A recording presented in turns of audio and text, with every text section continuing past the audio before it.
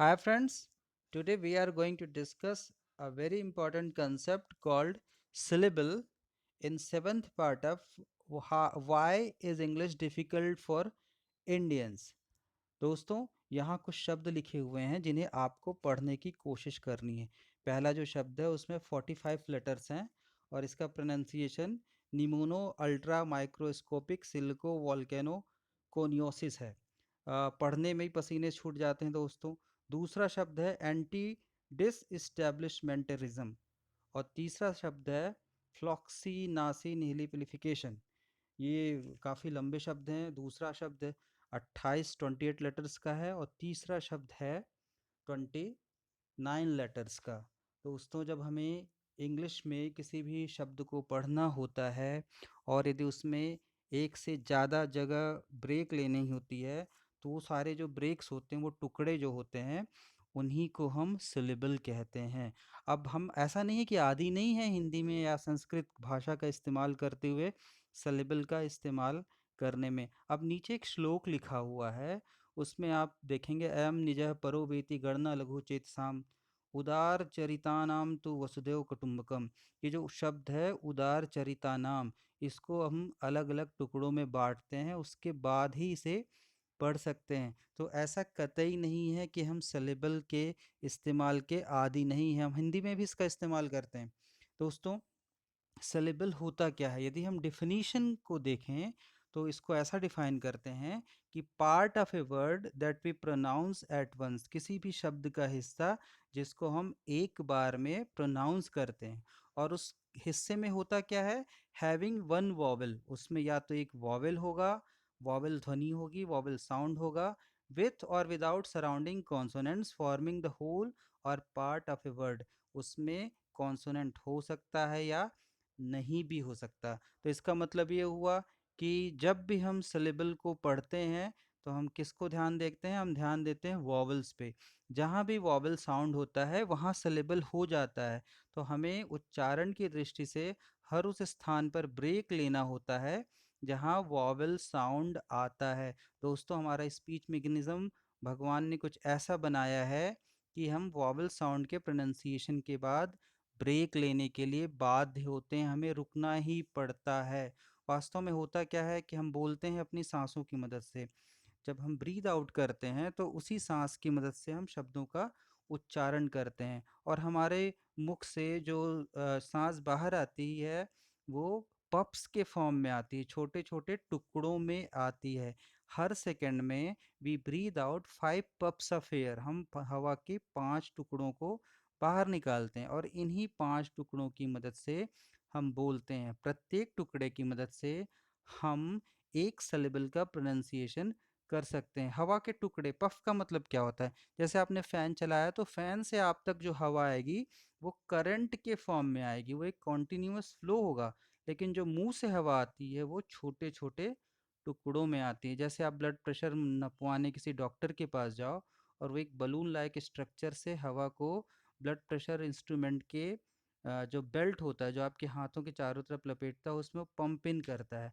तो उस balloon line like structure से जो हवा आप उस बेल्ट तक जा रही है वो पफ के फॉर्म में जा रही है, टुकड़ों के फॉर्म में जा रही है। तो प्रत्येक टुकड़े की मदद से हम सिर्फ एक सिलेबल बोल पाते हैं और वो बेसिकली वॉवल से ही बना होता है। तो आपको देखना है कहाँ वॉवल है, जहाँ वॉवल होगा वहीं सिलेबल हो जाएगा। दोस्तों हम दो प्रकार की ध्वनियाँ प्रोड्यूस करते हैं, एक कहलाती है वॉइस्ड साउंड और दूसरा कहलाता है वॉइसलेस साउंड। वॉइस्ड साउंड वो होते हैं जो वोकल कॉर्ड्स में वाइब्रेशन से पैदा होते हैं। वोकल कॉर्ड्स हमारे एडम सेप्पल या जो कंठ है उसके अंदर एक स्ट्रक्चर होता है जो कई बार वाइब्रेट करता है और कई बार वाइब्रेट नहीं करता। तो जिन ध्वनियों का उच्चारण वोकल कॉर्ड्स में वाइब्रेशन से होता है वो साउंड वॉइस्ड कहलाते हैं। तो जितने भी वॉवल साउंड हैं वो सारे वॉइस्ड साउंड हैं, मतलब वोकल कॉर्ड्स में वाइब्रेशन से ही वॉवल साउंड पैदा होते हैं। तो जब आपके वोकल कॉर्ड्स में वाइब्रेशन होगा तो उसके बाद आपके वोकल कॉर्ड्स को आराम की ज़रूरत होती है। इसीलिए वॉवल साउंड के उच्चारण के ठीक बाद हमें ब्रेक लेना पड़ता है। नेचुरली हमारा स्पीच मैकेनिज्म ऐसा बना हुआ है। दोस्तों कॉन्सोनेंट साउंड्स में कुछ कॉन्सोनेंट्स ऐसे होते हैं जो वॉइस्ड होते हैं और कुछ वॉइसलेस होते हैं। यदि आप प्रोलॉन्ग्ड स बोलें और कानों के ऊपर दोनों अपनी हथेलियों को रखें और प्रोलॉन्ग ज बोलें, है ना? तो जब आप प्रोलॉन्ग स बोलते हैं तो आपको वाइब्रेशन फील नहीं होता, लेकिन जब आप कानों के ऊपर दोनों हथेलियां रख के प्रोलॉन्ग ज बोलते हैं तो आप वाइब्रेशन फील करते हैं। मतलब ये जो ज साउंड है ये वॉइस्ड साउंड है ना? और तमाम वॉवल साउंड वॉइस्ड होते हैं, यही वजह है कि हमें ब्रेक लेना पड़ता है। दोस्तों अब आप देखिए नीचे 3 प्रकार के वर्ड्स हैं। एक वर्ड आता है मोनोसिलेबिक वर्ड की कैटेगरी में, जिसको आप एक बार में बोल सकते हैं। पहला वर्ड है बैट, आप एक बार में बोल पा रहे हैं।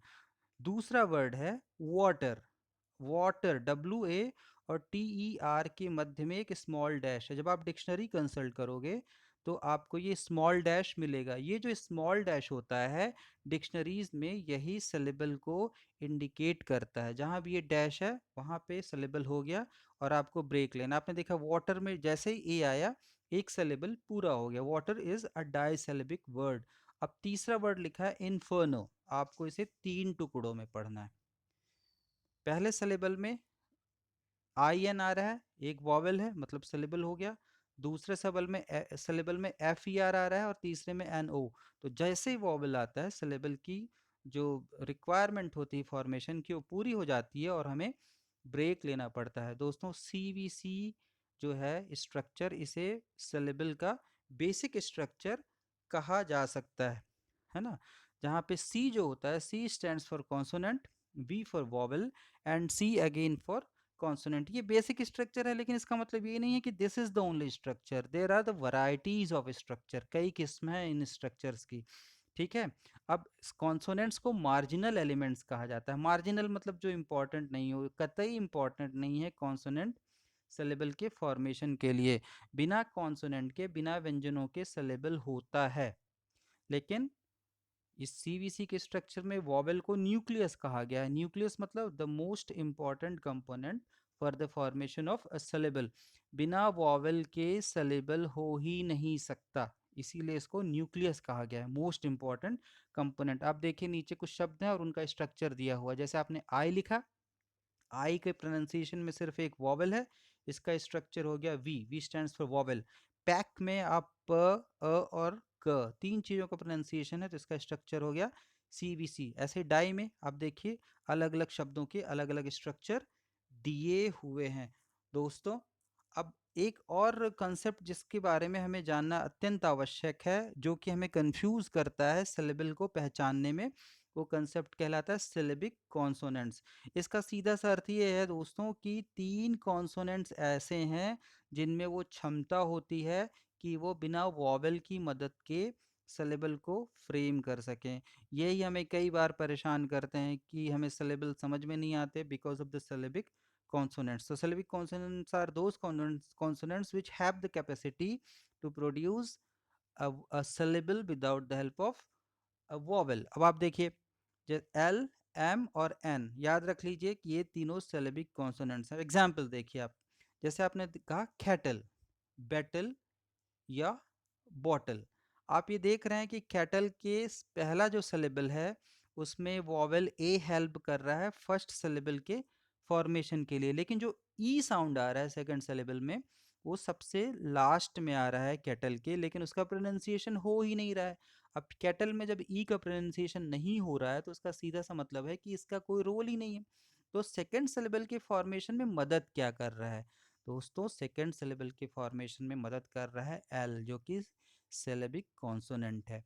अगला जो वर्ड है वो बैटल। यहाँ पे ठीक ऐसी ही बात हो रही जैसी कैटल में थी, ई का प्रोनाउंसिएशन नहीं हो रहा है इसलिए हम इसे काउंट नहीं करते। बॉटल में भी ठीक ऐसे ही हो रहा है। अब दूसरा वर्ड है, दूसरा जो लेटर है वो एम है, सिलेबिक कॉन्सोनेंट, जो बॉटम जैसे शब्दों में रोल करता है वॉवेल के जैसा। बॉटम में आप देखिए ओ का प्रोनाउंसिएशन जो पहला ओ है बी के बाद उसका हो रहा है बॉ, लेकिन टर्म वाले में ओ का प्रोनाउंसिएशन नहीं हो रहा है, तो ओ का कोई रोल ही नहीं है सेकंड सिलेबल में। तो कौन है जो हमारी मदद कर रहा है सेकंड सिलेबल के फॉर्मेशन में? हमारी मदद कर रहा है एम, जो कि सिलेबिक कॉन्सोनेंट है। तो second syllable is being formed with the help of the syllabic consonant M. ठीक ऐसा ही बटन वाले एग्जाम्पल में, कॉटन वाले एग्जाम्पल्स में है कि एन आपकी मदद कर रहा है सेकंड सिलेबल के फॉर्मेशन में। एक और जो कंसेप्ट है दोस्तों जो हमें जानना जरूरी है, उसको हम कहते हैं स्लरिंग और इलिजन। होता ये है कि प्रोनाउंसिएशन के पॉइंट ऑफ व्यू से कई बार हम कई सारे सिलेबल्स को ड्रॉप करते हैं, उनका प्रोनाउंसिएशन नहीं करते। तो the act of dropping a syllable from the view of pronunciation is called slurring और एलिजन। देखिए वाटरी, WATERY, इसमें ई का प्रोनाउंसिएशन या ए साउंड का प्रोनाउंसिएशन नहीं हो रहा है, हम इसको पढ़ते हैं वाटरी। ठीक ऐसा ही होता है लिटरल में, LITERAL, लिटरल में जो ए साउंड है second syllable, there are three syllables in both the words watery and literal, but we are not pronouncing the second syllable। इसका हमें ध्यान रखना है दोस्तों एलिजन और स्लरिंग का। अब जो अगली बात है जो हम देखने वाले हैं वो ये है कि इंग्लिश पोएट्री में सिलेबल का क्या रोल है दोस्तों। बहुत ज़्यादा रोल है। जैसे हिंदी में मात्रिक छंद और वार्णिक छंद होते हैं, हमें कुछ नियमों का पालन करना पड़ता है कविता लिखने के लिए, है ना, कि यदि मात्रिक छंद है तो मात्राओं की संख्या गिनी हुई होगी जैसे दोहा और सोठे में, और यदि वार्णिक छंद है तो अक्षरों की संख्या गिनी हुई होगी जैसे मनहरण और मदगयंद में। ठीक ऐसा ही अंग्रेजी की कविताओं में भी होता है, नियमों का पालन करके लिखी जाती ये कविताएं। अब एक हेरोइक कपलेट एक छंद है, उसका उदाहरण हम देखते हैं। तो इसका कन्वेंशन ये है, इसकी परंपरा ये है कि हर लाइन में, हेरोइक कपलेट की हर लाइन में 10 सिलेबल्स होने चाहिए। तो यहाँ पे एक देखिए एग्जाम्पल दिया हुआ है, we think a father's fool so wise we grow, our wise son no doubt will think us so. ये हेरोइक कपलेट का एक एग्जाम्पल है और इसमें हर लाइन में 10 सिलेबल होने चाहिए। दोस्तों आप काउंट करके देखिए, इन लाइनों में आपको दोनों ही स्थानों पे 10-10 सिलेबल मिलेंगे। और भी काफ़ी सारे दूसरे कन्वेंशन हैं जो कि फिर हम कभी बात करेंगे, लेकिन सिलेबल का नॉलेज आपने पहली स्लाइड में देख लिया कितना इंपॉर्टेंट है प्रोनाउंसिएशन की दृष्टि से। दोस्तों thank you for listening and thank you very much. 3 minute का हुआ 12।